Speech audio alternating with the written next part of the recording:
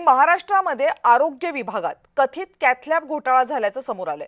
मनसे नेते संदीप देशपांडे यांनी हा कथित घोटाळा उघडकीस आणलाय। शिवसेनेचे नेते तानाजी सावंत यांच्या काळात हा घोटाळा झाल्याचा आरोप देशपांडेंनी केलाय।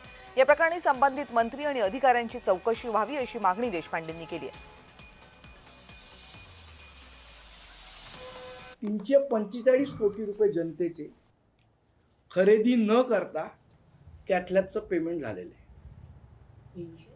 45 कोटी रुपये हे सर्व आरोग्य भवनमधून होतं। हे सगळं आरोग्य भवन म्हणून नव्हतं, दुसरं कोण खरेदी करणार आहे? डिस्ट्रिक्ट हॉस्पिटलची खरेदी महाराष्ट्र वैद्यकीय प्राधिकरणानेच केली पाहिजे आणि त्यांनीच टेंडर काढलेलं आहे। टेंडरची कॉपी मी आपल्याला दाखवली। अशा प्रकारे सरेआम घोटाळे या राज्यामध्ये सुरू आहेत।